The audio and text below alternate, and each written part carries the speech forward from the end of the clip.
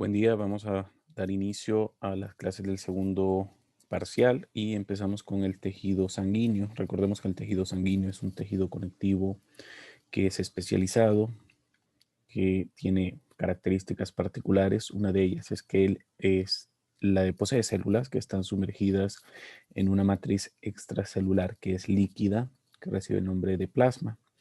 Y vemos todos los elementos formes, que son prácticamente todas las células que se encuentran suspendidas en el plasma.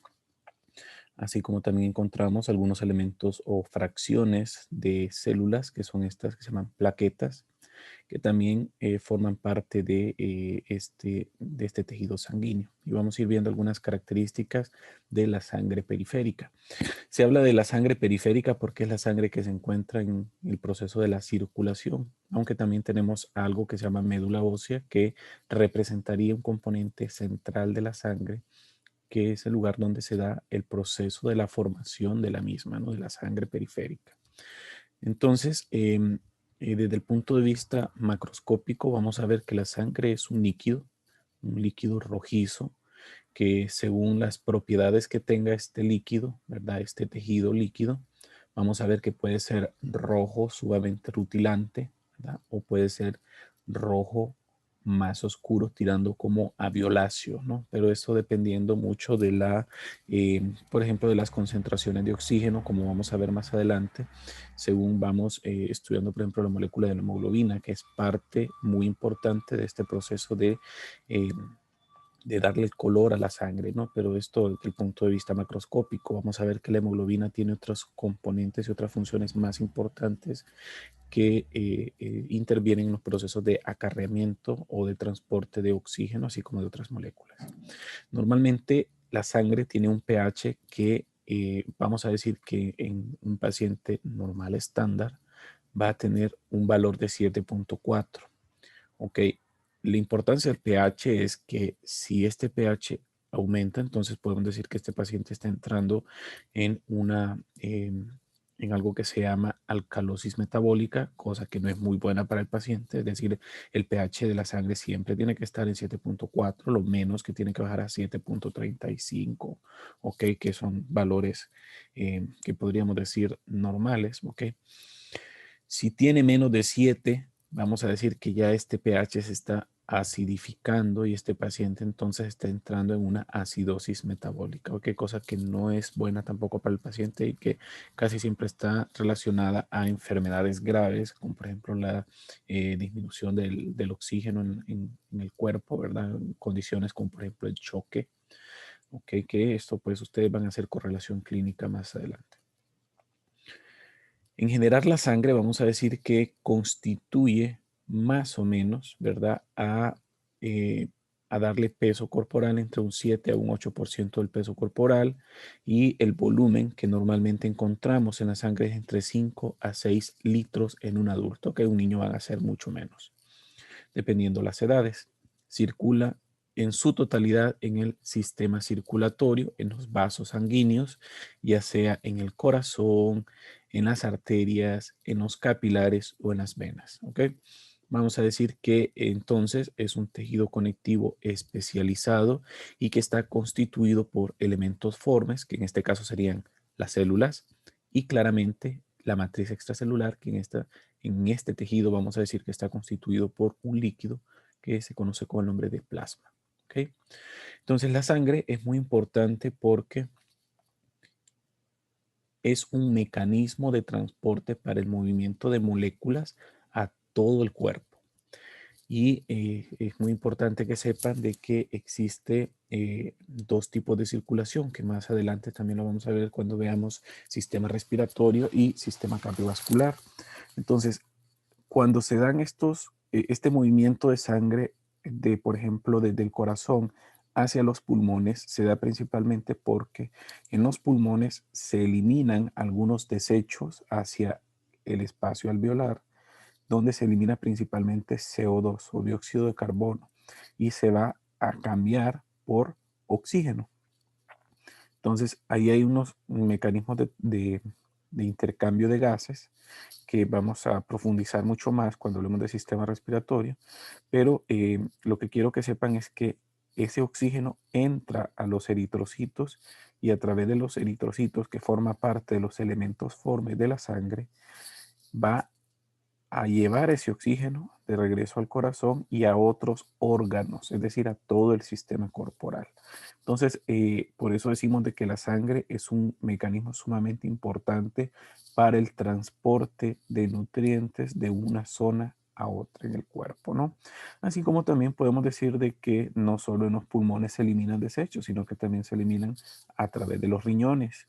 La sangre también lleva plasma, que obviamente tiene moléculas que tienen que ser eliminadas, son filtradas en los riñones y posteriormente estas tienen que salir hacia a través de la orina, ¿no? Entonces, vamos a decir que estas son las principales funciones que desarrolla la sangre cuando hablamos de sangre como tejido. Una de ellas es trasladar los nutrientes, ya sea desde el sistema gastrointestinal, obviamente, ¿verdad? Todo lo que se absorbe de la alimentación y también se encarga de trasladar los nutrientes de desecho, como les decía, ¿verdad? Ya sea a los pulmones, a los riñones. Transporta también otros metabolitos que son importantes para el metabolismo celular. Algunos de ellos son productos celulares, electrolitos, vitaminas, hormonas, etcétera. Es decir, lo que les menciono es de funciones de transporte, no solamente son transportes moléculas que tienen que ser utilizadas para el metabolismo, perdón, para el oxígeno, por ejemplo, o para ser desechadas, sino que también tienen que ser moléculas que de alguna u otra forma sirven para el metabolismo y las funciones celulares. La hemoglobina entonces es la principal proteína que se va a encargar de transportar el oxígeno y el CO2, ¿verdad? Y también estos pueden formar ácido carbónico, que también es otra forma de transporte, ¿verdad? Pero estas son otras vías moleculares un tanto más específicas que pues podríamos mencionar más adelante. Bueno, vamos a decir que también la sangre es muy importante porque se encarga de la regulación de la temperatura corporal. Recordar de que la parte central de nuestro cuerpo, es decir, el tronco, usualmente tiene una temperatura más equilibrada, más estándar, y que la sangre, de alguna u otra forma, ayuda a que la temperatura central se distribuya adecuadamente hacia las extremidades y de esta manera entonces es como los cambios, por ejemplo, del diámetro de los vasos sanguíneos pueden inducir a, por ejemplo, al enfriamiento de las extremidades o al calor de las extremidades, ¿verdad? Eso va a depender mucho de qué tan rápido esté fluyendo la sangre y qué tan dilatados están los vasos sanguíneos. Es muy importante la sangre para el mantenimiento del equilibrio ácido-base, lo que les mencionaba del pH, que es sumamente importante, porque ya les decía de que, por ejemplo, una alteración del pH en la sangre, entonces esto va a inducir a manifestaciones clínicas que pueden ser graves, mortales en un paciente, ¿no? Y también se encarga de mantener un equilibrio osmótico en el cuerpo, ¿verdad? Y esto es también muy importante porque las alteraciones de la osmolaridad en un paciente también pueden conllevarlo a la muerte.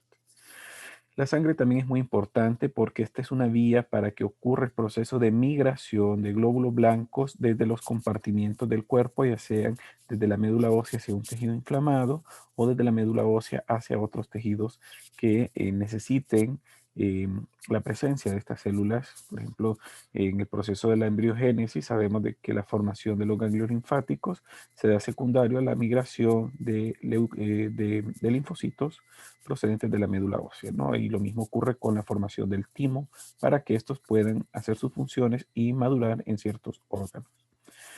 Y bueno, sabemos que también que una de las funciones muy importantes de la sangre es el sistema de la coagulación. Y sabemos que el árbol vascular es sumamente amplio, grande, ramificado, y que la lesión en un vaso sanguíneo podría conllevar a pérdidas sanguíneas.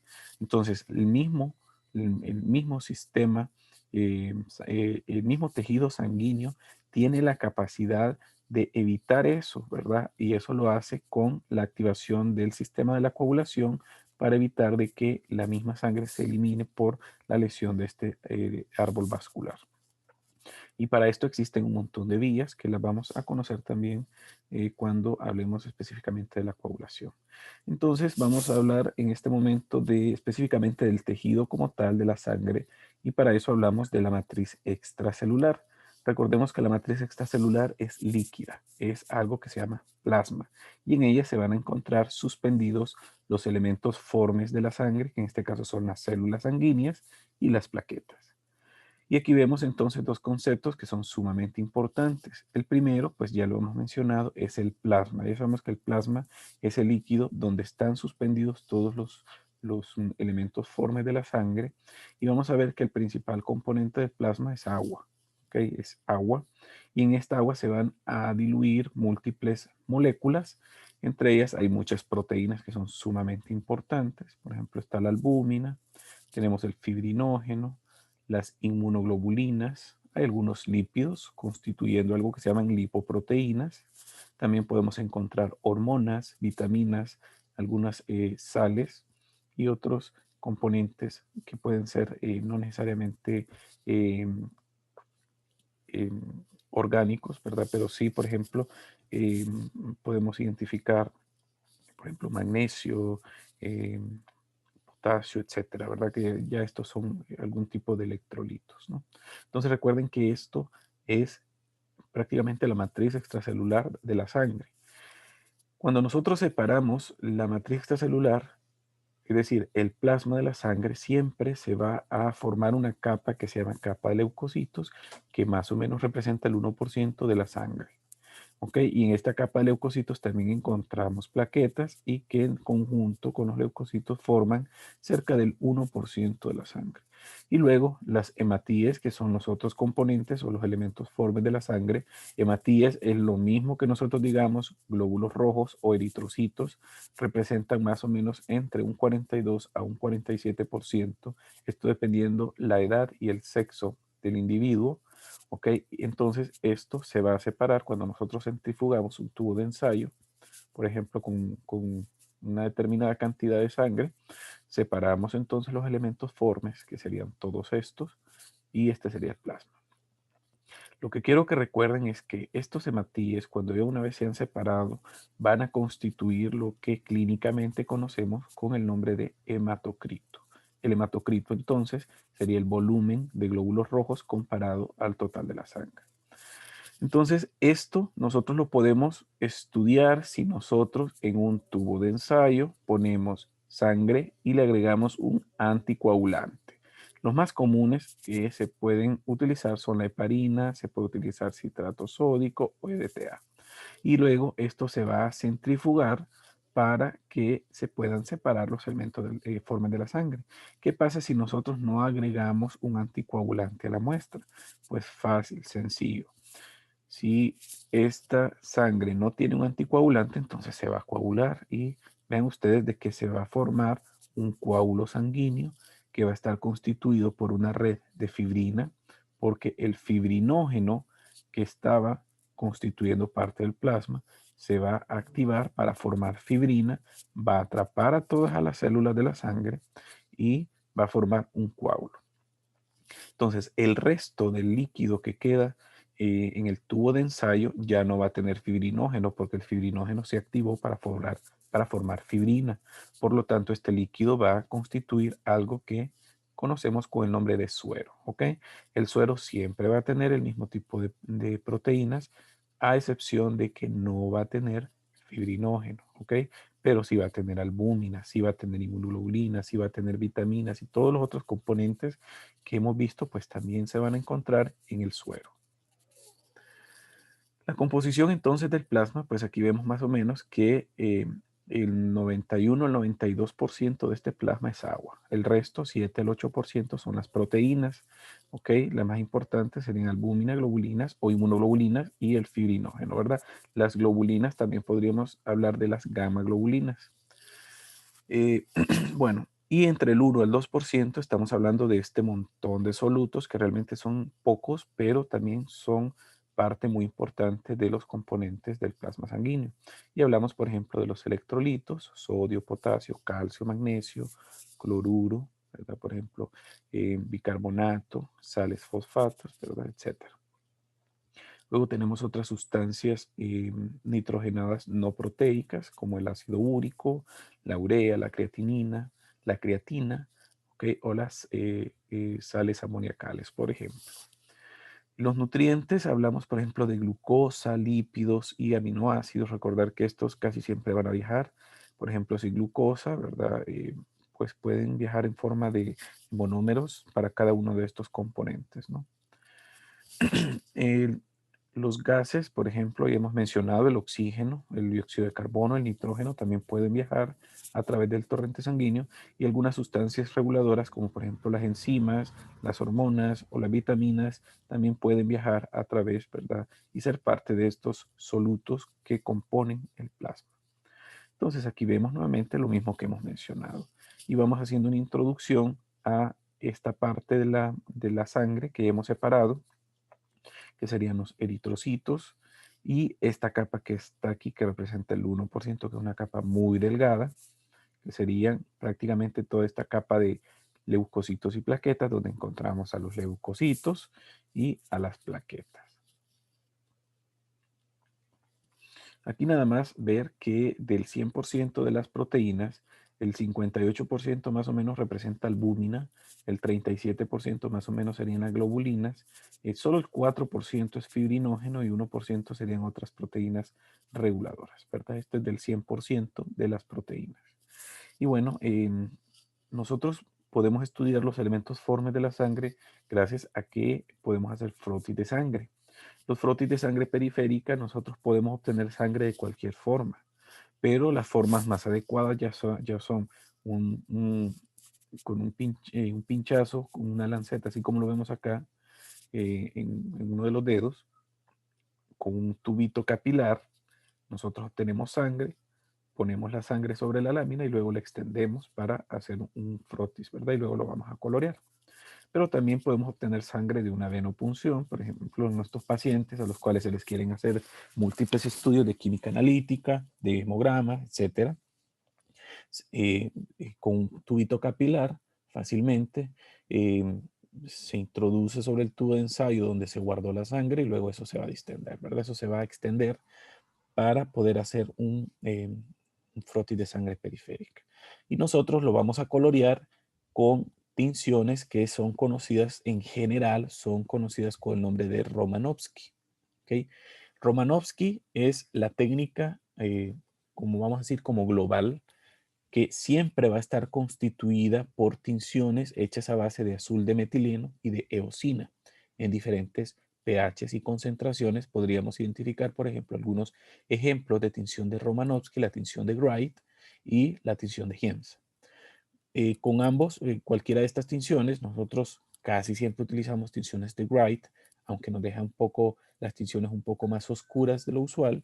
Entonces, pues, eh, y de igual forma podemos estudiar los frotis de sangre periférica, ¿no? Las tinciones de Giemsa son un poco más claras, más rosadas, y dependiendo de la técnica de cómo nosotros hayamos hecho el extendido del frotis de sangre, que este sería uno de los pasos más importantes para poder nosotros estudiar adecuadamente estos frotis de sangre. Entonces vean ustedes que lo primero que hacemos es obtener la muestra, luego la muestra ponemos una gotita pequeña sobre un portaobjetos, luego lo extendemos y luego coloreamos para poder identificar todo esto. Entonces, ¿cómo nosotros podemos hacer un extendido adecuado? Nosotros, después de haber colocado la gota sobre el portaobjetos, vean ustedes que con otro portaobjetos deslizamos sobre la gota más o menos entre un ángulo entre 30 a 45 grados de inclinación sobre este portaobjetos. Vamos a hacer que esta sangre se distribuya correctamente por todo el borde del portaobjetos, más o menos de esta manera. Y cuando esto ya haya ocurrido, hacemos un movimiento o deslizamos rápidamente desde este extremo hacia este extremo, el otro portaobjetos, permitiendo que ocurra una adecuada dispersión de toda la sangre, en la cual se van a identificar zonas que tienen mayor densidad de sangre, menor densidad de sangre y una colita. En esta colita es muy adecuado poder observar los elementos celulares porque no se encuentran tan eh, sobrelapados, tan superpuestos, ¿verdad? O traslapados unos con otros, entonces podemos identificar mejor los componentes sanguíneos. Y así es como quedaría más o menos un frotis bien hecho, ¿verdad? La zona que estaría muy densa, una zona que va a estar intermedia y esta que es la cola del frotis, donde adecuadamente podemos estudiar los elementos celulares. Estos de aquí son frotis que no están bien, o sea, que están mal. Este es muy corto, prácticamente toda la sangre quedó en este pedacito de acá, ¿verdad? Y si nosotros queremos ver esto, probablemente eh, va a estar demasiado grueso, entonces no vamos a poder observar adecuadamente a las células de la sangre, ¿verdad? Por ejemplo, este otro de acá probablemente se hizo un esparcido muy rápido, lo que no le dio tiempo de distribuir adecuadamente la sangre en estos bordes y crea una especie de ángulo o embudo que tampoco es adecuado para estudio. Aquí, por ejemplo, si por ejemplo se hace un frotis en el cual hubo, vamos a decir de que no lo hicimos, no hicimos el desliz de una manera rápida, sino que nos detuvimos, por ejemplo, en este caso aquí nos detuvimos, aquí otra vez. Entonces hubo una especie de vacilación al momento de hacer el extendido, ¿verdad? Entonces esto va a causar de que ocurra separación, ¿no? En este caso, vemos que puede ser de que la superficie se esté áspera y que genere estas irregularidades. Esto ocurre mucho cuando, por ejemplo, tenemos portaobjetos que son que están sucios o que ya se habían utilizado anteriormente, ¿no? O que con el que nosotros estamos haciendo el extendido, el que ponemos encima, tenga algún astillado o que esté áspero. Entonces, esto va a generar irregularidades al momento de hacer el extendido, ¿no? Aquí, por ejemplo, ¿verdad? Si se ha secado, ¿verdad? La gota en este nivel comienza a secarse y queremos hacer el extendido, entonces esto ya está seco, entonces ya no va a poder extenderse adecuadamente. O cuando tenemos una presión inadecuada, por ejemplo, estamos presionando más a este nivel y aquí no, entonces va a quedar menos extendido a nivel a esta zona. Aquí es cuando tenemos un portaobjetos que también está sucio, pero este sucio es específicamente grasa. Cuando hemos tocado la superficie de la lámina y quedó, por ejemplo, la grasa de nuestros dedos en esta superficie, entonces van a empezar a aparecer unos espacios que en estos espacios lo que hay es lípidos que están repeliendo los componentes de la sangre, ¿no?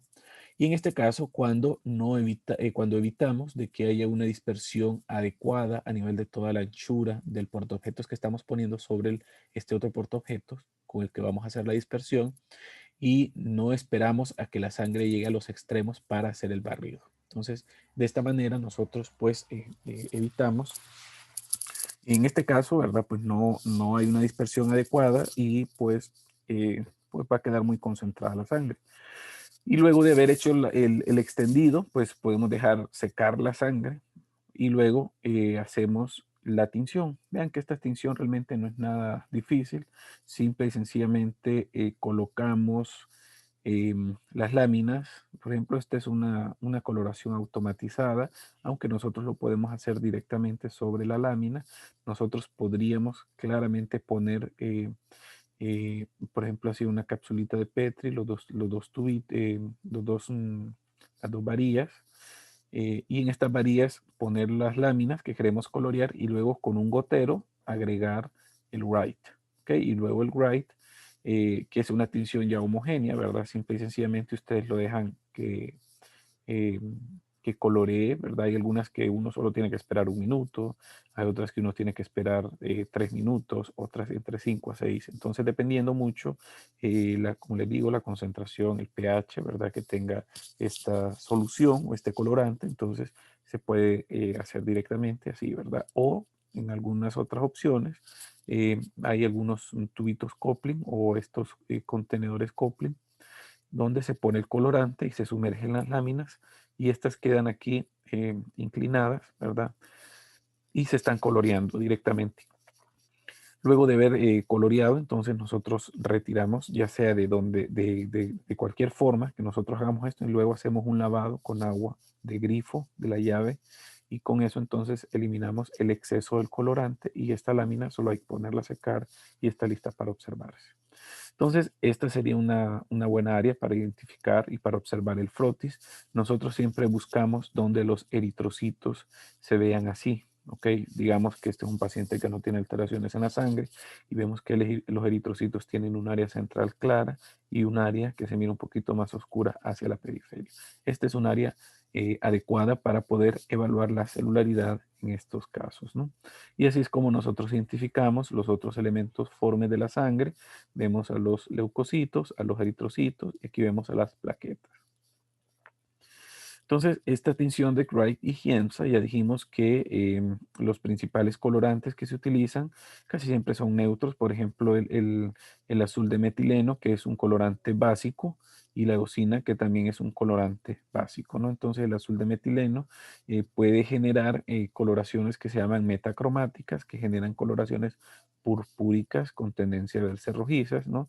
Y en general, pues estas tinciones de Romanovsky, ¿verdad? Principalmente la de Wright y Giemsa, pues generan este tipo de tinciones en los leucocitos. Por ejemplo, el citoplasma adecuadamente se va a ver rosa, aunque depende mucho si tiene o no gránulos, ¿verdad? Esto puede cambiar. Por ejemplo, en este neutrófilo que tiene gránulos, pero los gránulos no se van a pintar ni rosado intenso, ni de oscuros, eh, ni morado o azul oscuro. Entonces, vamos a decir que tiene una coloración rosa neutra y por eso su nombre de neutrófilos, ¿no? Los núcleos casi siempre los vamos a ver color azul o también se pueden ver morados oscuros, así como en esta imagen. Los eritrocitos van a tener una coloración típicamente que se va a ver rosada o puede verse color naranja. Esto va a depender mucho del tipo de tinción que estemos usando. Los gránulos de las células cebadas casi siempre se van a ver de color purpúricos y esto lo vamos a ver en tinciones de tejido, ¿verdad? Específicamente de los tejidos. Las bacterias y los parásitos van a ver tendencia a verse azulados. Así, entonces podemos identificar que estos serían en general los elementos formes de la sangre. Vemos el eritrocito y los leucocitos con las diferentes características que vamos a ir conociendo a medida vayamos estudiando a las células, ¿no? Y entonces así es como nosotros empezamos a hablar de los componentes propios de la sangre y empezamos con los eritrocitos. Los eritrocitos son las células más abundantes de la sangre, son células que usualmente tienen medidas que pueden oscilar 7.8 micras, no más de 8 micras, ¿ok? Hasta 8 micras podríamos decir que es lo adecuado. 7.4 es lo habitual en nuestra población, pero más de 8 pues no está correcto, ¿verdad? Entonces, porque ya estamos hablando de otros cambios que se llaman cambios macrocíticos del eritrocito. Esta es una célula que tiene forma de disco y este vamos a decir que es un disco bicóncavo, quiere decir de que ambas superficies tienen una especie de hundimiento central y que en esta zona central más o menos las membranas celulares se aproximan cerca de 0.8 micras y el grosor completo del eritrocito puede andar más o menos en 2.6 micras, ¿verdad? De altura, por ejemplo, ¿verdad? Y el diámetro ya dijimos 7.8, ¿verdad? 7.4, 7.8 micras en promedio, ¿verdad? Esto es lo adecuado. Decimos de que su volumen puede incrementar dependiendo, ¿verdad? La cantidad de gas que tenga, la cantidad de proteínas que tenga, ¿verdad? Eso pues puede variar un tanto según las necesidades de la célula. De por sí los eritrocitos son células que están desprovistas de organelos, por lo tanto vamos a decir que no poseen núcleo, entonces por eso no se van a pintar sus núcleos, ¿verdad? Entonces va a estar desprovista de otros organelos que típicamente vamos a buscar o a encontrar en los eritrocitos, sin embargo en este pues no, ¿verdad? Durante el proceso de la maduración en la médula ósea, los eritroblastos van perdiendo los organelos y van captando mayor cantidad de proteínas citoplasmáticas, que es lo que más le interesa al eritrocito para que éste pueda ejercer sus funciones. La vida media más o menos anda en 120 días y se está renovando más o menos un 1% de eritrocitos por día, ¿ok? De estos, el 90% mueren en el vaso y el resto en la circulación, cuando chocan, por ejemplo, con las paredes cardíacas, ¿ok? Algunas en finos capilares, pero típicamente lo hacen a nivel del vaso. Bueno, hay algo que sí tienen que saber que es muy importante en los eritrocitos y es que tiene una enzima que recibe el nombre de anhidrasa carbónica. La anhidrasa carbónica es importante porque es una forma muy adecuada para regular el pH a nivel de las células, pero no solo es importante para regular el pH de las células, sino que también favorece el proceso de la eliminación del dióxido de carbono. Principalmente cuando a nivel del eritrocito tenemos CO2 y este lo combinamos con agua junto a la acción de esta enzima que se llama anhidrasa carbónica, van a formar una molécula que se llama ácido carbónico y que este ácido carbónico en el citoplasma de los eritrocitos se puede disociar para formar bicarbonato e hidrogeniones y ambas de estas moléculas pueden ser eliminadas en los procesos de exhalación en los pulmones. Y bueno, esto es lo que vemos normalmente, la histología de estas células, o mejor dicho, esta es una citología, porque es un frotis de sangre. Podemos identificar que son células que se ven redondas, que tienen una región central pálida, haciendo alusión a la cercanía que tienen las membranas celulares en este punto. Y entonces, esta región de acá, más o menos, en un eritrocito normal, debe de representar un tercio del diámetro total del eritrocito, ¿verdad? Los otros 2 tercios, pues debería ser la parte un poquito más engrosada, ¿verdad? De este disco o de este eritrocito. Aquí casualmente vemos algunas plaquetas que vamos a conocer más adelante. Los eritrocitos pues tienen varias particularidades, como sabemos que tienen muy pocos organelos, pues vamos a ver que la energía no siempre la obtiene específicamente de su gran cantidad de mitocondrias, no, sino que muchas de ellas vienen directamente de vías energéticas. Una se llama glucólisis, donde existen algunas enzimas que se llaman Enden-Meyerhof, que es la vía principal para la producción del ATP, y también lo puede hacer a través de la vía de las exosas, que en este caso son enzimas que están a cargo de la derivación del monofosfato de la pentosa, que al final también permiten la unión a la glicólisis para formación del ATP, ¿no? Y también producen una molécula de alta energía, que es el NADPH, que es el fosfato dinucleótido de adenina y nicotamina, que reducido, pues sabemos que es un agente, ¿verdad? Muy importante también para la formación de energía. Estas son algunas diferencias que tienen con las otras células. Otra de las diferencias que es muy importante y que le da la característica muy específica a la célula es la membrana celular y el citoesqueleto, que de una u otra forma permite que la célula pueda viajar en capilares o en vasos sanguíneos que son sumamente delgaditos, y que de alguna u otra forma esta membrana celular tiene proteínas que son específicas del eritrocito y tiene moléculas del citoesqueleto que también permiten que éste se pueda flexibilizar y que también pueda soportar estas fuerzas de deslizamiento, ¿no? Entonces, es muy importante que esta membrana celular se mantenga íntegra, y cualquier alteración a nivel de la membrana celular del eritrocito puede conllevar a deformación del eritrocito y por ende a enfermedades específicas. Y esto es lo que típicamente conocemos como la membrana del eritrocito. Vemos de que existen dos complejos proteicos que son sumamente importantes. Este que es un complejo proteico, que es una proteína transmembranal que está constituido por una proteína que se llama banda 3, y el otro complejo proteico que también vamos a conocer se llama proteína conocida con el nombre de glucoforinas, ¿verdad? Típicamente la glucoforina C. Entonces, aquí vemos que estos son los principales dos complejos proteicos transmembranales que permiten la unión de otros complejos proteicos, que son proteínas periféricas, ¿ok? O proteínas asociadas a estas proteínas transmembranales que amarran o adhieren el citoesqueleto del eritrocito. Por ejemplo, si hablamos de la banda 3, vean ustedes que la banda 3 tiene una porción intracelular que amarra o adhiere a la proteína que se conoce con el nombre de banda 4.2. A su vez, la banda 4.2 se une a la anquirina, y la anquirina es una proteína de enlace entre la membrana celular y el citoesqueleto, uniendo específicamente la fracción beta de la espectrina, La espectrina es otra proteína que también encontramos a nivel de la corteza de los eritrocitos y que es sumamente importante para darle la forma bicóncava al eritrocito.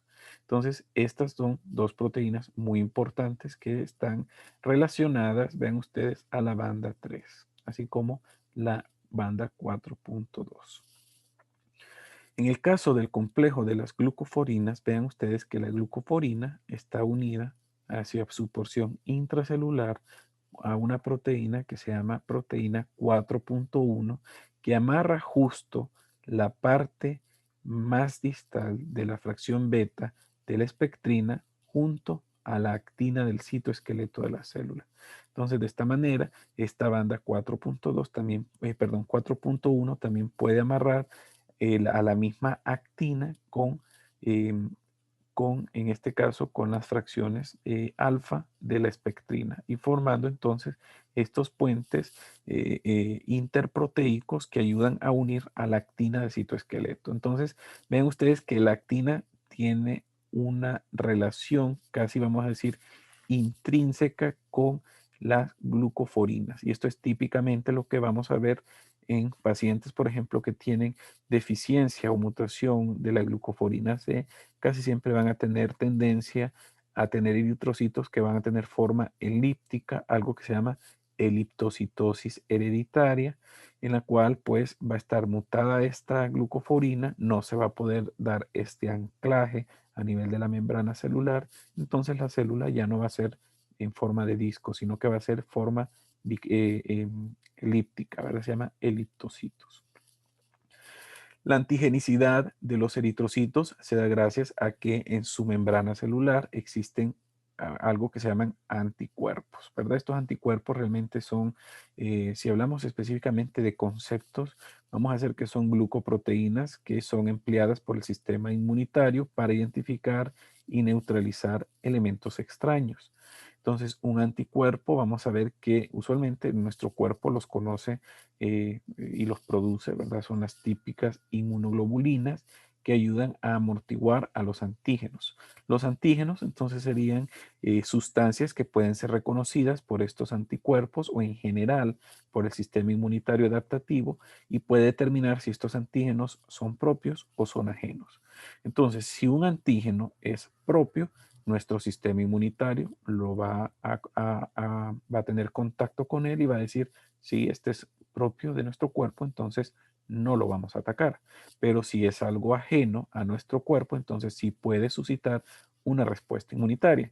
Lo mismo ocurre con los eritrocitos. Normalmente nuestros eritrocitos tienen antígenos en su superficie y estos antígenos son muy importantes porque bueno, tenemos que saber de que estos antígenos son los que le van a dar, como quien dice, la huella digital a los eritrocitos y van a permitir de que nosotros tengamos diferentes tipos de sangre. Por ejemplo, hay algunos antígenos que son conocidos con el nombre de antígenos O, otros son antígenos A y los otros son los antígenos B. El antígeno que siempre va a estar presente en nuestro cuerpo es el antígeno O. Así que ese lo vamos a encontrar prácticamente en todos los eritrocitos de todos los seres humanos, ¿verdad? Y probablemente hay un grupo muy, muy pequeño de la población mundial que no tenga un antígeno O propiamente como tal, como lo conocemos.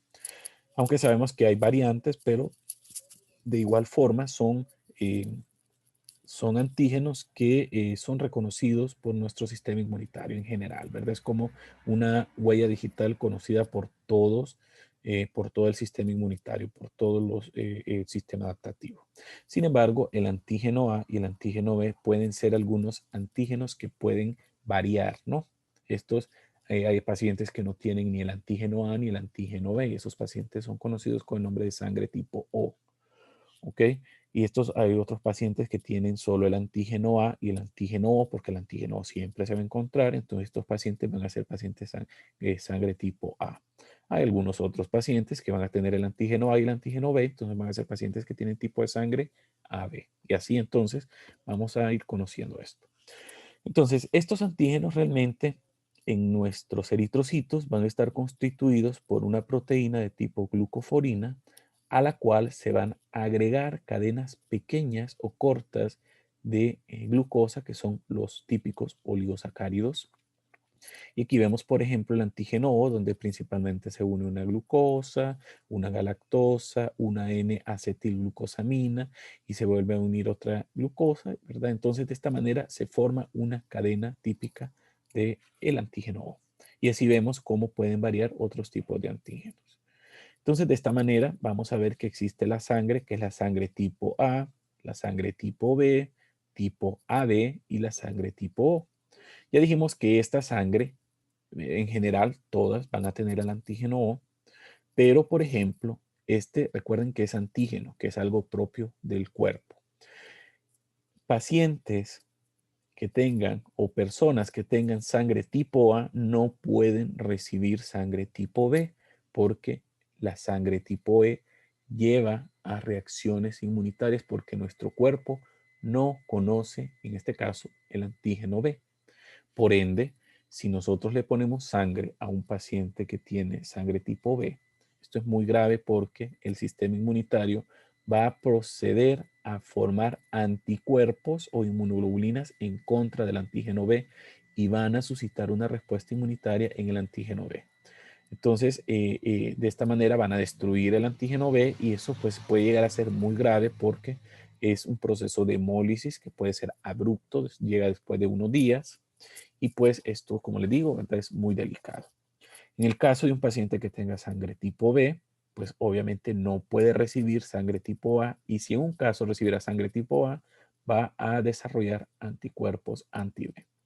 Y en el caso de la sangre, del individuo que tiene sangre tipo AB, pues no va a poder desarrollar ningún tipo de anticuerpos porque sus células ya conocen a ambos antígenos. Sin embargo, los pacientes o los individuos que tienen sangre tipo O, estos individuos no tienen ningún antígeno ni A ni B, por ende pueden desarrollar anticuerpos en contra de los antígenos A y en contra de los antígenos B.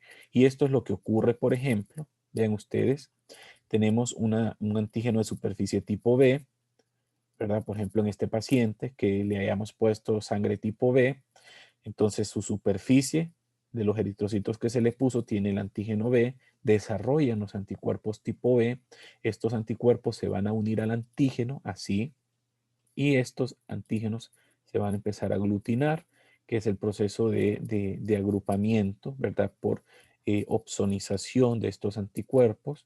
Y por último, va a ocurrir un proceso que se llama hemólisis, que es la destrucción de la sangre secundaria a esta respuesta inmunitaria. Entonces, esto, como les digo, es un proceso sumamente grave y puede llevar a la muerte a un individuo. Aparte de los tipos de sangre, también existe un sistema que se llama sistema RH, ¿ok? El sistema Rhesus, ¿verdad? Lo conocemos como Rhesus porque realmente RH Rhesus fue descubierto en dos monos que son de la especie Rhesus y donde se han descubierto una gran cantidad de sistemas de RH que se conocen más de 2 docenas de antígenos, ¿verdad? Aunque muchos son relativamente raros, el 85% más comunes están entre los grupos C, D y E, ¿ok? Y las personas que no tengan este sistema RH, simple y sencillamente, ¿verdad? Los vamos a conocer con el nombre de individuos que tienen sangre RH negativa. Si tienen RH positiva, entonces pues van a ser prácticamente todos estos de acá, ¿verdad? Que tengan cualquiera de todos estos antígenos. Entonces vean ustedes que, por ejemplo, el antígeno D, que es uno de los que más comúnmente conocemos y es el más frecuente, pues, normalmente los eritrocitos van a tener el antígeno D y estos individuos no van a desarrollar anticuerpos contra el antígeno D. Pero, por ejemplo, hay individuos que no tienen antígeno D en sus eritrocitos y que si reciben sangre que tienen antígeno del sistema RH, van a desencadenar la formación del sistema RH. Entonces, estos pacientes también pueden suscitar una respuesta inmunitaria. Entonces, por eso, cuando ahora clasificamos a los tipos de sangre, ¿verdad? Los vamos a clasificar con base en tipo y RH. Entonces, el tipo si es A, B, AB o tipo O, ¿verdad? O RH si es positivo y negativo y conocemos entonces todas estas posibles combinaciones que pueden haber en la compatibilidad de los grupos de RH.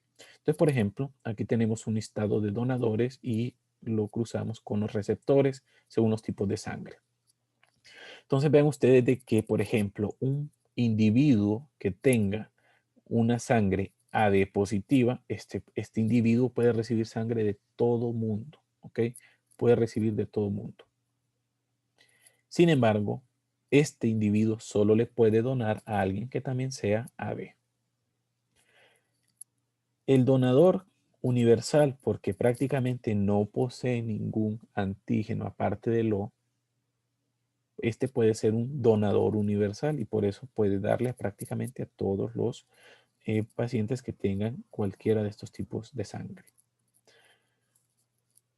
Y así, por ejemplo, podemos ir viendo grupos determinados. Por ejemplo, un paciente que sea O positivo solamente le puede donar a pacientes que tengan RH positivos. Por ejemplo, el AB positivo, el A positivo, el B positivo y el O positivo. Y si queremos ver si es un paciente B positivo, ¿de quién puede recibir? Pues solo puede recibir de los pacientes o de individuos que tengan, que no tengan ningún antígeno AB o que tengan o no, sin importar, ¿verdad?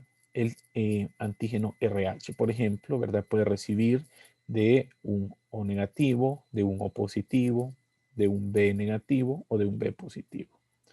Ok, entonces este es un cuadro muy interesante donde podemos ver las posibles combinaciones entre donadores y receptores de sangre según los tipos de, antígenos.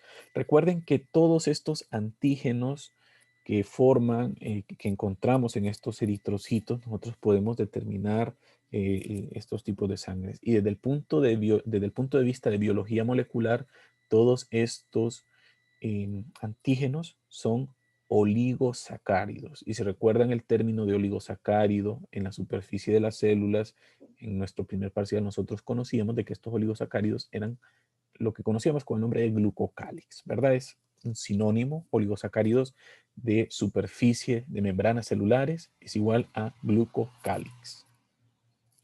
La hemoglobina es una de las principales proteínas que se encuentra en el citoplasma de estos eritrocitos y es sumamente importante porque durante el proceso de la formación de eritrocitos y maduración en la médula ósea, las células adquieren su función y su madurez en base al desarrollo de la hemoglobina. Vamos a decir entonces que esta hemoglobina proporciona a las células una coloración amarillenta pálida cuando no se colorean con ninguna tinción, que solo lo vemos directamente al microscopio. Pero si lo coloreamos con tinciones de Reich o de Giemsa, ¿verdad? De cualquier tinción derivada de Romanowski, entonces vamos a ver que le da una coloración rojiza. Hay 4 formas, ¿verdad?, en que nosotros podemos secuenciar las cadenas polipeptídicas que forman la hemoglobina y las vamos a conocer con el nombre de cadenas alfa, beta, gamma y delta. Entonces, la combinación de estos tipos de cadenas polipeptídicas, de estas cadenas globinas, nos va a permitir conocer varios tipos de hemoglobinas. Entonces, la principal hemoglobina en el feto se conoce con el nombre de hemoglobina fetal, HbF, y esta va a estar constituida por 2 cadenas alfa y por 2 cadenas gamma. Sin embargo, la del adulto pues es un tanto diferente, ¿verdad? Tenemos varios tipos, los más importantes y los que más comúnmente conocemos se llaman hemoglobinas de tipo A1 o hemoglobina del adulto tipo 1 y la hemoglobina del adulto tipo 2 o hemoglobina A2. Vean que la hemoglobina del adulto tipo 1 es la más común, 96% de los adultos poseen este tipo de hemoglobina. ¿Ok? Es la que más frecuentemente encontramos en nuestra sangre porque podemos encontrar otras cantidades menores de otros tipos de inmunoglobulinas, ¿verdad? El 96% de la hemoglobina de los adultos pues es hemoglobina de tipo A1 y esta está constituida por 2 cadenas globinas, alfa 2, 2, perdón, y 2 beta, ¿verdad? 2 alfa y 2 beta. En el caso de la hemoglobina A2 está constituida por 2 cadenas eh, alfa y por 2 delta. Como les digo, está más rara, cerca del 2% de la hemoglobina de los adultos. Y normalmente La hemoglobina está constituida por estas 4 cadenas polipeptídicas, cada una es una globina, ¿ok? Y cada tetrámero se une a un grupo hemo que tiene hierro en la cadena de su globina, ¿no? Entonces, este grupo hemo es muy importante porque permite acarrear una molécula de oxígeno. Entonces, por cada molécula de hemoglobina se pueden acarrear 4 moléculas de oxígeno. Y aquí lo vemos más o menos. Aquí, por ejemplo, tenemos, esta sería una cadena beta. Aquí tenemos otra cadena beta. Acá hay una cadena alfa y acá hay otra cadena alfa. Entonces, esta es una hemoglobina del adulto y es muy importante que conozcamos que esta prácticamente es su estructura. Recordar que esta es una proteína cuaternaria porque está constituida por 4 proteínas terciarias perfectamente plegadas. El grupo hemo es el grupo que encontramos en cada una de estas cadenas globinas y más o menos lo vamos a ver constituido de esta forma, donde vamos a encontrar los 4 grupos pirrólicos, ¿verdad? Vamos a encontrar una protoporfirina 9 que se va a unir al ion ferroso, formando el grupo hemo de esta manera, ¿verdad? Y luego la unión del succinilecoenzima A en el aminoácido glicina para formar los grupos pirrólicos. Entonces, esto sería típicamente un grupo hemo que va a estar uniéndose obviamente a cada una de estas moléculas de globina. Entonces, estas cadenas globinas pueden ir variando según por ejemplo, la vida del individuo. Por ejemplo, si está en el proceso, o mejor dicho, si está durante la gestación, vean ustedes de que las cadenas que más comúnmente vamos a encontrar en estos fetitos, en estos embrioncitos, son las cadenas alfas, que siempre van a ser las más abundantes. Y hablamos de las cadenas gamma. Recordar que estas dos van a constituir la hemoglobina fetal, pero después del nacimiento, en el primer año de vida, decaen las concentraciones de cadenas gamma. Las cadenas alfas continúan siendo altas. Sin embargo, vean ustedes que a partir de los 2 meses aproximadamente del periodo de gestación, comienza la síntesis de hemoglobina, o mejor dicho, de las cadenas globina beta, ¿verdad? Y después del nacimiento hay un pico de crecimiento de estas globinas para conllevar a la formación de la hemoglobina adulta, típicamente del adulto, ¿no? Hay algunas condiciones que son sumamente anormales. Por ejemplo, hay una que se llama hemoglobina H. Este es un tipo de alteración que más adelante vamos a conocer con el nombre de hemoglobina H, enfermedad de la hemoglobina H, que hay mutación de las cadenas alfa, ¿verdad? Esto es, causa anemia en estos pacientes, ¿verdad? Dependiendo del tipo de mutación, si es autosómica dominante, recesiva, si es homocigota, heterocigota. Entonces podríamos determinar si este paciente va a tener algún tipo de talasemia, si es una talasemia muy grave o es una talasemia, pues, leve, ¿no? Eso dependiendo el tipo de gen que se esté heredando en estos pacientes. Entonces la hemoglobina la podemos encontrar unida al oxígeno y cuando está unida al oxígeno recibe el nombre de oxihemoglobina y en este caso la célula o el eritrocito se va a tornar más relajado, es decir, menos constreñido y el oxígeno va a permitir una liberación fácil, ¿verdad? Al momento de que llega a los tejidos para permitir la oxigenación de estos tejidos.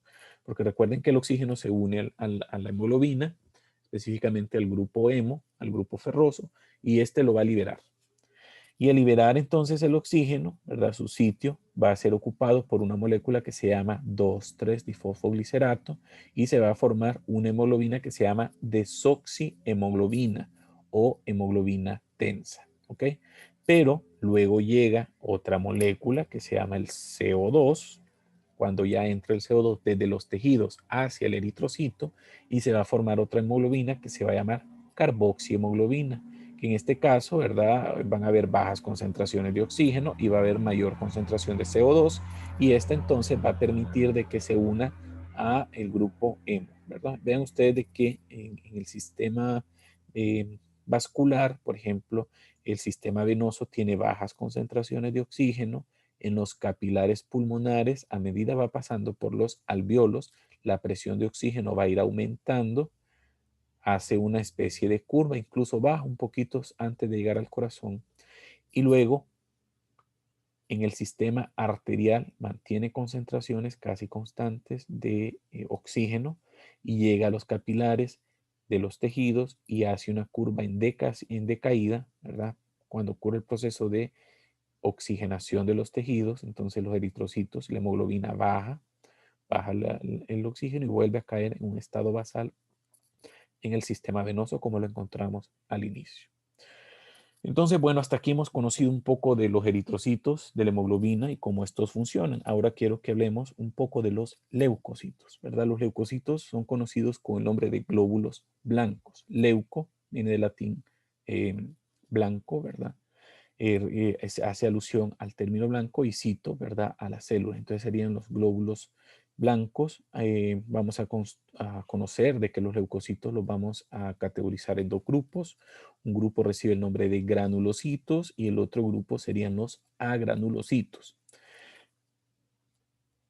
Ustedes se pueden imaginar de que los granulocitos tienen gránulos y los agranulocitos no tienen gránulos. Sin embargo, ambos grupos tienen gránulos. La diferencia entre uno y otro es básicamente de que los granulocitos tienen gránulos, pero son gránulos específicos. Sin embargo, los agranulocitos no tienen gránulos específicos. Sí tienen gránulos, ¿verdad? Que son gránulos derivados de lisosomas. Y los vamos a ir conociendo a medida vayamos estudiando las células, ¿no? Estos leucocitos no tienen funciones en el torrente sanguíneo. Estos viajan a través del torrente sanguíneo para llegar a los tejidos conectivos y ahí hacer sus funciones. ¿Ok? Una de las principales funciones serían el sistema inmunitario innato, lo que hablábamos cuando mencionábamos un poco sobre la inflamación. Y otros tienen, por ejemplo, los linfocitos a nivel del sistema inmunitario adaptativo cuando hacen funciones con macrófagos procedentes de los monocitos. Entonces viajan a través de los vasos sanguíneos y a través de un proceso de migración a través de la pared de los vasos sanguíneos, conocido con el nombre de diapédesis y transmigración, llegan a los tejidos conectivos para ejercer sus funciones. Entonces, ¿cuáles son los granulocitos? Los granulocitos son tres y son los eosinófilos, los basófilos y los neutrófilos. Luego tenemos los agranulocitos y tenemos a los linfocitos y a los monocitos. Entonces, todas estas células son sumamente importantes para las funciones celulares específicas.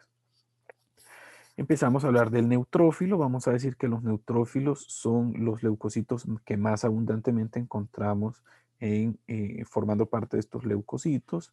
Pueden representar hasta entre el 60 al 70% de los leucocitos, ¿verdad? Y la principal función de estas células es atacar a las bacterias, ¿okay? En caso de infecciones agudas. Desde el punto de vista morfológico, vamos a ver que estas células son células redondas a ovoides que tienen un citoplasma rosado pálido, finamente granular, que no es ni rosado intenso ni basófilo oscuro, ¿verdad? Y que tiene un solo núcleo y que este núcleo va a estar conectado a través de cromatina fina y que le va a dar este aspecto que pareciera que fuera multinucleado, pero no. Ustedes ven de que tiene 1, 2, 3, 4 lóbulos unidos a través de la cromatina fina. Entonces, esto es muy importante para que lo recuerden, que solo tiene un solo núcleo y que estos, pues, obviamente van a ser multilobulados. ¿Ok? El proceso de la maduración de estos neutrófilos incluye cambios nucleares y entre ellos el proceso de la multilobulación, ¿verdad? Lo normal es que tengan 2, 3, 4, hasta 5 lóbulos. Algunos libros dicen de que ya 7 lóbulos también pueden ser normales. Sin embargo, si hablamos de neutrófilos multilobulados, casi siempre los asociamos a algunos trastornos relacionados a anemia megaloblástica. El plasmalema o la membrana celular de estos neutrófilos se caracteriza porque tienen múltiples receptores que son sumamente importantes. Uno de ellos es el receptor para complemento, específicamente C5A. También tiene receptores para fracciones constantes de inmunoglobulina G, para receptores TOL y algunos receptores se llaman carroñeros, que son receptores que le llaman barrenderos, ¿no? Entonces, estos son receptores muy importantes y hacen la diferencia con otros tipos de células. Interactúan con agentes quimiotácticos, ¿verdad? Y hacen procesos de diapédesis a través de las vénulas postcapilares en los tejidos que se encuentran lesionados.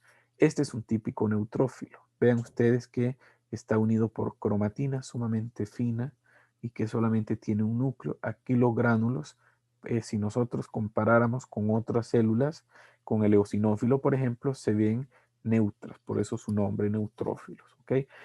Pero sí tiene gránulos, ¿verdad? Por eso vemos como este juego de colores, digamos, en su citoplasma, pero que no es ni intenso rosado ni intenso azul. Entonces, por eso decimos que son neutros. Tiene tres tipos de gránulos, ¿ok? Hay unos gránulos que se llaman gránulos específicos y gracias a que tienen estos gránulos específicos, lo catalogamos como granulocito. Estos gránulos específicos poseen enzimas, entre ellas principalmente la colagenasa, gelatinasa y la fosfolipasa. Y también tiene agentes antimicrobianos como la defensina y la lactoferrina. Entonces, estos serían los gránulos específicos. Luego tenemos gránulos, se llaman gránulos azurófilos primarios, que estos los tienen casi todas las células de estos leucocitos y son un poquito más grandes, tienen lisosimas, tienen hidrolasas y ojo, tienen mieloperoxidasa, que también es sumamente importante para digerir bacterias fagocitadas, ¿verdad? Y tiene otras proteínas bactericidas como defensina y catelicidina, ¿verdad? Estas son moléculas importantes para destruir bacterias. También tienen elastasas y colagenasas. Y existe un tercer grupo de gránulos en estos neutrófilos que se llaman gránulos terciarios y que estos poseen fosfatasas, gelatinasas y catepsinas. Y esta es básicamente la función que ocurre a nivel del neutrófilo y en general esta es una de las funciones más importantes, que es el proceso de cómo entra al tejido conectivo. Entran a través de procesos que son conocidos con nombre de diapéresis, que vean ustedes de que normalmente los leucocitos, aparte de las moléculas transmembranales que les mencioné que eran receptores, existen otras glucoproteínas adherentes, ¿ok? Una de ellas son las integrinas, que estas integrinas generan afinidades bajas con moléculas de selectinas o moléculas de receptores de integrinas y otras moléculas que se llaman glucoproteínas cialil de Lewis X modificada. ¿Ok? Entonces, estos leucocitos normalmente andan circulando en la sangre. Sin embargo, algunos de ellos pueden, ojo, pueden adherirse en caso de que haya necesidad, ya sea porque las está llamando el tejido conectivo, pueden adherirse así, ven, a proteínas transmembranales de las células endoteliales del vaso sanguíneo, ya sean a unas moléculas que se llaman E-selectinas o P-selectinas, dependiendo, y cuando este proceso va ocurriendo, empieza como que a generar uniones menos estables que permiten algo que se llama rodamiento. Entonces el rodamiento es cuando se unen estas glucoproteínas de Cialil-Lewis X modificada o 10 modificada, que permite la unión con estas P-selectinas o E-selectinas y ocurre el proceso de rodamiento. Luego, cuando ya viene el proceso de rodamiento, empieza la interacción con algunos proteoglicanos, principalmente este de aquí, que era el CD138, el proteoglicano, que es indecano, y se une con integrinas, ¿verdad? Por proceso de quimiosina. Entonces aquí tenemos una ligando de integrina y cuando se une a estas integrinas viene el proceso de adherencia estable, ¿ok? Estas integrinas forman un complejo que se llama ICAM1, que son los ligandos de integrinas, hacen una adherencia estable y luego de hacer una adherencia estable, esta célula ya puede transmigrar específicamente en este proceso que se llama emigración a través del endotelio, donde intervienen unas moléculas que se llaman PCAM1 o PCAM1, que están constituidas por moléculas transmembranales de CD31 que permiten que esta célula migre a través de las células endoteliales y llegue al tejido conectivo y se una a la fibronectina y a la fibrina de la matriz extracelular. Entonces, una vez ya dentro de la matriz extracelular, esta célula puede ejercer sus funciones de fagocitar bacterias, ¿verdad? Todo esto fue iniciado porque los macrófagos del tejido conectivo, conocidas como células estables del tejido conectivo, sintetizan quimiosinas que ejercen funciones quimioatrayentes que hacen que los neutrófilos lleguen a la zona de inflamación. Lo mismo puede ocurrir con eosinófilos y con otros tipos de leucocitos, como por ejemplo los mismos macrófagos. Cuando la célula ya está en el tejido conectivo, entonces puede utilizar los receptores del complemento. Por ejemplo, aquí estamos viendo un ejemplo, ¿verdad? No es el CEL5 que mirábamos allá, sino que es el C3b. O el receptor para la fracción constante de inmunoglobulina, una vez que la bacteria ya fue captada por el complemento o por los anticuerpos, vean ustedes que se va a unir a estos receptores en este neutrófilo. Entonces el neutrófilo va a empezar a englobar en un proceso de endocitosis, específicamente de fagocitosis, y se va a formar entonces un fagosoma adentro de este neutrófilo, donde va a interactuar con todas estas especies reactivas de oxígeno y van a degradar, vean ustedes, a la bacteria, ¿verdad? Gracias a acción de una enzima que se llama mieloperoxidasa. Entonces, de esta manera hay otras enzimas, ¿verdad? No vamos a entrar en detalles, pero de esta manera es como destruyen a esta bacteria después de un proceso de fagocitosis.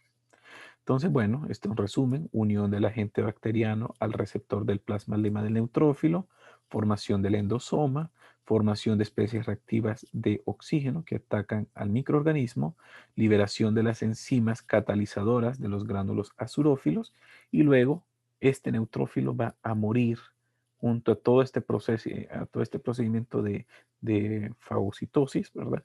Y al morir entonces va a formar lo que conocemos con el nombre de pus. Entonces el pus va a ser todo este montón de neutrófilos muertos que van a ir quedando acumulados a medida van destruyendo las bacterias. Entonces hay activación de otras vías moleculares que no vamos a entrar en detalles. Entonces hasta ahorita hemos hablado del neutrófilo, vamos a mencionar rápidamente al eosinófilo. El eosinófilo vamos a ver que también es un granulocito sumamente importante, ¿verdad? Que tiene principalmente funciones en pacientes con parasitismo, que están infestados por parásitos, en pacientes que tienen alergias, que son conocidas con el nombre de alergias de tipo atópicas, o pacientes con asma bronquial. Entonces, por eso casi siempre los vamos a encontrar elevados en estos casos, ¿no? Desde ya vayan sabiendo de que en su membrana celular poseen receptores para complemento y para fracciones constantes de inmunoglobulina de tipo E. Ya no es como el neutrófilo que tiene de tipo G, en este caso es tipo E. Y bueno, van a constituir aproximadamente el 4% de las poblaciones de leucocitos, ¿verdad? Y pues esto es nada más para que lo recuerden. Aunque vamos a conocer mucho mejor estos valores cuando hablemos específicamente del hemograma.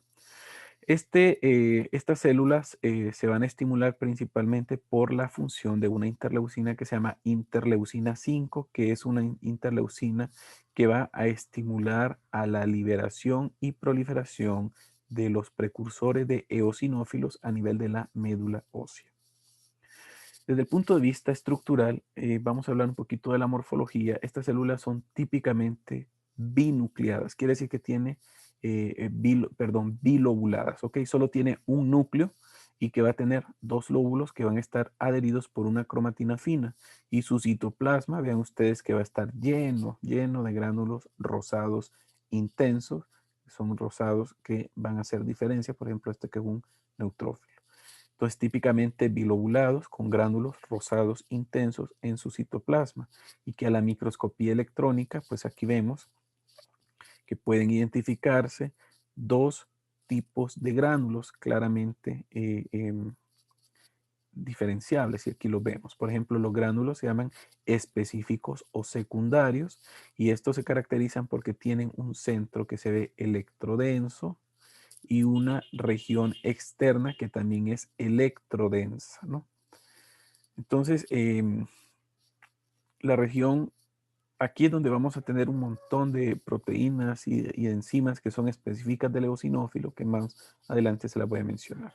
Y luego vemos otros gránulos como estos de acá, que son sumamente intensos, que son los típicos lisosomas que contienen a las enzimas hidrolíticas, ¿ok? Y que también pueden estas enzimas destruir a los gusanos. Entonces aquí tenemos el contenido de los gránulos específicos, la región interna que vimos que es electrodensa, posee proteína básica mayor, es una proteína básica, por lo tanto adquiere colorantes ácidos, ¿no? La proteína eosinofílica catiónica, la neurotoxina derivada del eosinófilo y la peroxidasa del eosinófilo. En su región externa posee las arilsulfatasas, las histaminasas, la glucuronidasa beta y la catepsina, así como la fosfatasa ácida, entre otras, ¿no? Y recordar de que los gránulos azurófilos básicamente son lisosomas, es decir, tienen enzimas hidrolíticas como ya ustedes las conocen.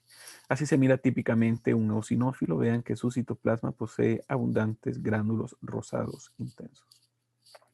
Entonces, desde el punto de vista funcional, estos eosinófilos, después de que se ha ocurrido el proceso de migración del eosinófilo y de la unión de los receptores quimiotácticos, estos van a llegar a los sitios de inflamación donde se van a encontrar los parásitos o donde se va a estar suscitando la respuesta inflamatoria de tipo alérgica y va a proceder al proceso de degranulación de estos gránulos específicos y van a atacar a los parásitos, por ejemplo, dañando las membranas celulares, formando una especie de poros o de cutículas, perdón, de canales en estas cutículas de membrana celular y que van a permitir la entrada de las especies reactivas de oxígeno a los parásitos, induciendo entonces a su destrucción.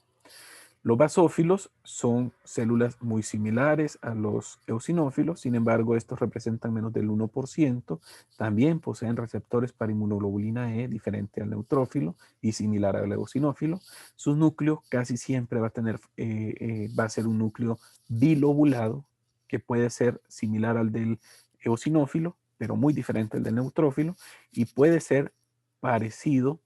Eh, o mejor dicho, puede tener una forma en S, ¿verdad? Así como en esta imagen realmente y en general ustedes van a aprender de que los basófilos son células que tienen unos núcleos que no siempre se van a poder apreciar debido a que estos van a estar ocultos por los gránulos específicos que se van a pintar, como su nombre lo dice, basófilo intenso. ¿Ok? El citoplasma realmente va a tener pocos organelos. Realmente si tiene algún Golgi va a ser muy pequeño, algunas muy pocas mitocondrias. Retículo endoplásmico rugoso va a ser extenso, sin embargo, ¿verdad? No va a ser tan funcional en este caso, ¿verdad? Pero sí vamos a ver de que también pueden identificarse inclusiones celulares en forma de glucógeno. Esta es una microscopía electrónica donde vemos un poquito aquí del núcleo, algunas mitocondrias. Aquí vemos algunos gránulos basófilos. Aquí vemos parte del núcleo en este corte. Aquí tenemos un aparato de Golgi y el resto es sistema endomembranal del Golgi, del retículo endoplásmico. ¿Verdad? Aquí lo vemos más claramente. Los gránulos, estos serían los gránulos que lo convierten en basófilo. Aquí tenemos, estas serían mitocondrias. Todas estas son mitocondrias. Y esto acá es un sistema endomembranal. Este aquí sería el aparato de Golgi. Entonces, así es como nosotros lo vemos desde el punto de vista citológico y este es el contenido de sus gránulos. Sus gránulos específicos se caracterizan porque tienen una tinción muy, muy oscura, incluso puede verse negruzca, y tienen heparina, histamina, factor quimiotáctico del eosinófilo, proteasas neutras, sulfato de condroitina y peroxidasa. Este contenido de estos gránulos es muy similar al de los gránulos del mastocito y por eso las funciones también pueden ser un tanto similares. Y bueno, los azurófilos, gránulos azurófilos, van a ser similares al del neutrófilo. Las funciones van a ser muy similares a la célula cebada y por eso, ¿verdad? El contenido de sus gránulos. Recuerden que tiene receptores de inmunoglobulina E y al adherirse a este receptor, pues no va a causar una respuesta así como tan específica, ¿verdad? Los receptores de inmunoglobulina E del basófilo, entonces se van a unir al antígeno, va a producir la desgranulación del basófilo, similar a lo que ocurría con las células cebadas, va a producir desdoblamiento de los fosfolípidos de membrana, viene la enzima de la fosfolipasa 2, va a producir todas las moléculas derivadas del ácido araquidónico y por ende se va a dar la producción de mediadores de la respuesta inflamatoria. La histamina de los gránulos obviamente va a causar vasodilatación, aumenta la permeabilidad de los vasos sanguíneos, favorece la quimiotaxis, y en el caso de los derivados del ácido araquidónico, principalmente los leucotrienos, van a ejercer un papel similar, pero más lento, ¿verdad?, de respuesta inflamatoria, similar a la histamina, pero es un efecto más persistente y va a permitir la activación de otros leucocitos, ¿verdad?, que van a llegar a las áreas de inflamación. Entonces, bueno, hasta aquí hemos terminado la clase del día de hoy. Para mañana les voy a dejar la clase de agranulocitos, plaquetas, ¿verdad? Y sus funciones. Entonces, si tienen alguna pregunta o comentario, recuerden hacerlas. Y si no, pues podemos ir avanzando con el resto de las clases. Nos vemos luego.